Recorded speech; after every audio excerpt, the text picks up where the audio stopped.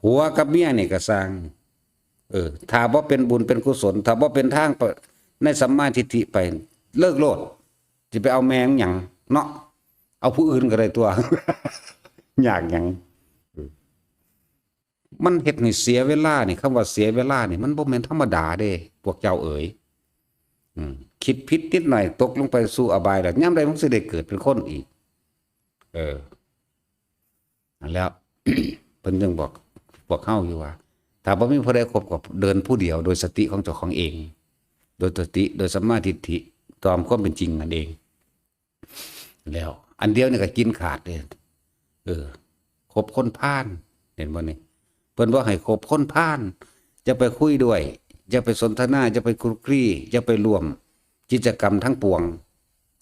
บ่ต้องไปคุยกันดอกเป็นสั่นมันเป็น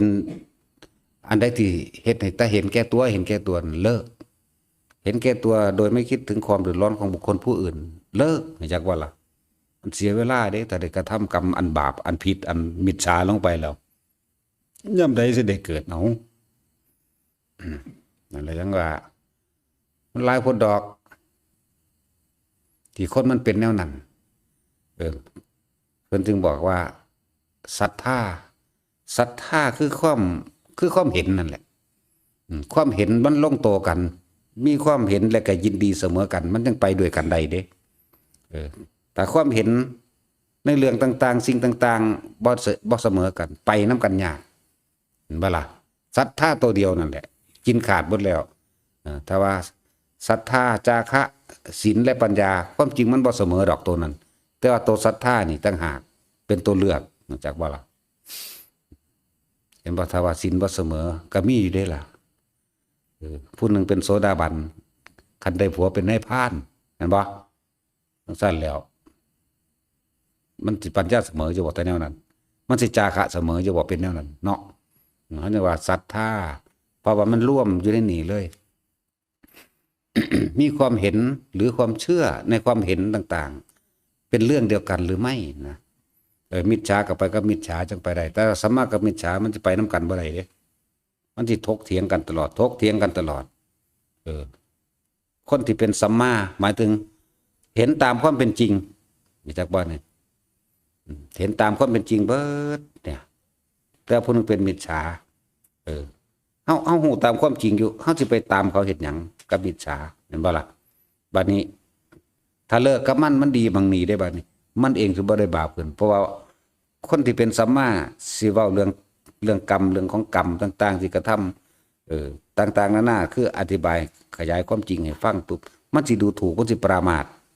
เมตตามันด้วยการเลิกโลดไปหยังอยากบ่ล่ะเรื่องสั้นตัวเมตตาโดยการเลิกเมตตาโดยการไล่ออกจากวัดจังซี่คือเฮาเมตตานี่บ่เห็นบ่แต่มันอยู่โดนมันหนักกว่านั้นจักว่าล่ะเป็นฮอดอนันตริยกรรมพุ่นถ้าอยู่โดนเป็นหนักกว่านั้นเด้อธรรมดาบ่มันสิเบิ่งออกบ่มันลึกล้ำอยู่บ่แต่บ่เป็นไปดังนั้นหนักกว่าเก่าเสียเวลาบ่บาดนั่นแหละ ถ้าพวกกับเมียก็เลิกโลดถ้ามันขวางโอ้ยมันบ่เอานิพพานให้เฮาได้ดอกเนาะมันเฮ็ดให้เฮาบ่สงบได้ก็จะเอาอยู่หาแมงหยัง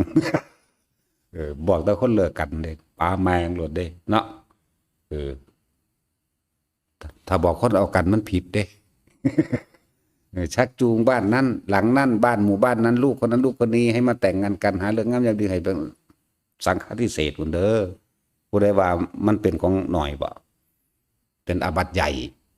ต้องอาศัยสงฆ์20 รูปแก้เด้บ่ได้ง่ายเด้อการแก้อาบัติสังฆาทิเศษอาศัยภิกษุสงฆ์ทั้งหมด20 รูปแก้แต่ผู้ที่แก้นั้นต้องท่องปาฏิโมกข์ได้เรียกว่าเป็นพระวินัยท่อนสามารถไล่รายละเอียดของพระวินัยได้เด้ผู้ใดว่ามันง่ายชักจูงบ้านนั้นเอาบ้านนั้นติถ้าบอกป้ากันกูบ่เป็นหยัง เลิกโลด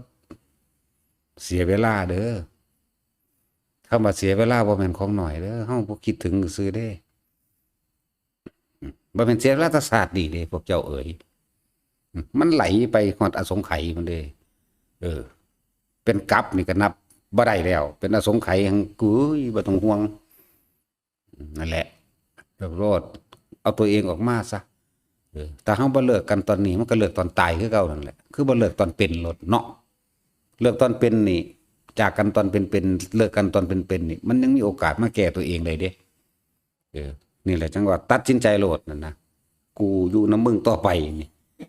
ผัวก็ตามถ้าเมียมันบ่ดีเลิกโลดไปหาเอาภูมิมันเป็นอันเดียวกันก็ได้ตัวถ้าบ่ทันขาดจังซั่นตัวนั่นแหละจึงว่าถ้าศรัทธาบ่เสมอกันมันไปกันบ่ได้อย่าเสียเวลาอยู่นำกัน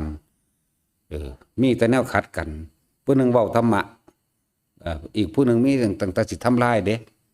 หุ้ยเป็นนางสมาธิอยู่หั่นไปท่องนั้นถึงมันสิได้สแตกหยังนั่นเห็นบ่ล่ะคนพวกนั้นก็บ่มีอยู่บ่มีกินแล้วเด้นบ่ได้สแตกหยังเลยธรรมดาบ่ แต่ก็เวลาเว้าสมมุติว่าเว้าเรื่องพระองค์นั้นองค์นี้ที่มีเคารพศรัทธาว่าเพิ่นปฏิบัติดีคืออุ้ยเป็นเสือหัวมันนั่นเห็นบ่ล่ะมันมีโทษไปแล้วเด้นั่นแหละไปทางใดเขาก็เลยบ่เชื่อบ่ได้ความร่วมมือนั่นนี่หลายอย่างเด้เสียเวลานำเดี๋ยวเฮาเว้าคือจังเฮาเว้าหลวงปู่มันเพิ่นอรหันต์เด้อเพิ่นเป็นพระดีเด้หลวงปู่บัวหลวงปู่องค์นั้นองค์นี้ปฏิบัติดีโอ้ยสมมุติเป็นบ้าคักเนาะนั่นอันผู้มิจฉาเข้าใจบ่นี่เลยเกิดมาเป็นคนเป็นบ้าบ่ได้ก่อนสิเป็นคนมันบ่เป็นหมาบ้าซะก่อน เป็นสัตว์บ้าซะก่อนธรรมดาเด้อจังว่ามันเสียเวลานะทุกคนแต่ละคนคำว่าเสียเวลานี่เป็นของที่น่าสลดสังเวชที่คนบ่เคยคิดถึงเลยเด้อายุหมู่พรหมมันเป็นกลับบัดนี้เจ้าไปตกนรกอยู่กลับหนึ่งเด้อายุหมู่พรหมเพิ่นเป็นกลับบัดนี้บางที่เขาบรรลุธรรมไปเลยข้างบนซ้ำนั่นแหละจังซั่นแล้วทั้งเบิดคือบ่กลับมาเกิดหนึ่งดอกถ้ายังเกิดอยู่มันก็ทุกข์คือเก่านั่นแหละบ่เลิกตอนเป็นก็เลิกตอนตายคือเก่าตัวเลิกตอนตายโอ้ยหังอะไรอาวรณ์เนาะมันว่าแท็กซี่ว่ากอดกันให้ห้องน้ำกันอยู่พ่อสมัยสุดท้ายแล้วไผก็ซอยไผไปสวรรค์นรกบ่ได้ดอกนะนั่นแหละจังว่าให้มันเห็นแก่ตัวโลดเห็นสุดบ่ต้องมีตัวเห็นแก่ตัวจนไม่มีตัวผู้โลดจังซั่นล่ะไผสิมันเป็นอันเขาว่าเห็นแก่ตัวจังซั่นจังซี่เห็นโลดเห็นแล้วบ่มาเกิดกับไผนี่แม่นบ่ล่ะถ้าบ่เห็นแก่ตัวมันยังมาเกิดมันฆ่ากันไปฆ่ากันมากินไปกินกันมาอยู่นี่ดังนั้นแล้วก็เลือกเอาตัวให้ก่อคิดไหมเนาะ